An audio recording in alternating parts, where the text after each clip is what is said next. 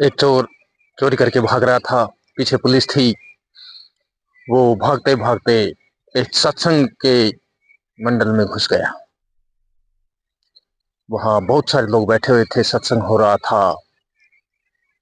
Police अब उसके अंदर घुस करके उसकी तलाश नहीं कर सकती थी, इसलिए पुलिस वहां से चली गई।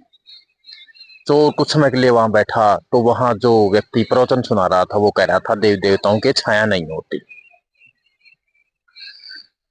वह व्यक्ति कुछ समय रुक करके वहां से उठ करके खिसक लिया और कुछ समय बाद पुलिस ने उसे गिरफ्तार कर लिया।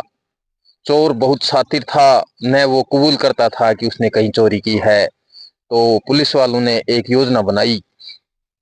एक बड़े अधिकारी ने रात के समय देवी माँ का रूप धारण किया और चोर के बैरिक में पहुंच गया और उसे जाके कहने लगा कि मैं देवी माँ हूं और मैं हर इच्छा पूर्ति करती हूँ।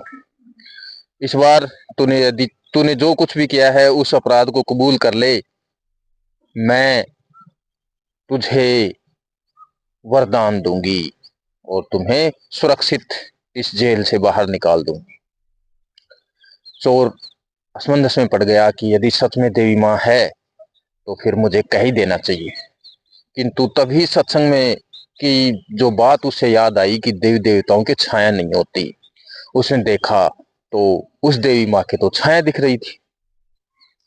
वह तुरंत समझ गया कि सत्संग की बात गलत नहीं हो सकती, ये जरूर कोई बहरूपिया है या कोई पुलिस वाला है जिसने देवी माँ का रूप धारण किया है। अब चोर ने हाथ जोड़कर कहा, हे देवी माँ, मुझे नाजायज सताया जाता है, मैं कोई चोर नहीं हूं, मैं तो एक भक्त आदमी हूं। अब पुलिस वाला वहां से देवी माँ का रूप जो धारण किए हुए था वो वहां से चला जाता है और उनसे कहता है कि इस व्यक्ति को छोड़ दो। मित्रों, उस दूसरी सुबह उस व्यक्ति को छोड़ दिया जाता है, किंतु आगे क्या होता है?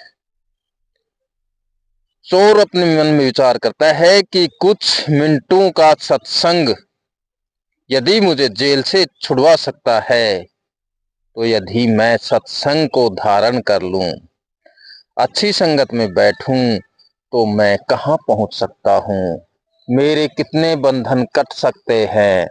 और मित्रों, अचंभे की बात, उस चोर ने उसी दिन से बुरे काम छोड़ दिए और वह हमेशा सत्संग में शामिल होने लगा। तो यही है सत्संग। अच्छी संगत कुछ समय के लिए भी फलदायी होती है, बुरी संगत कुछ समय के लिए भी दुखदायी होती है। Thank you.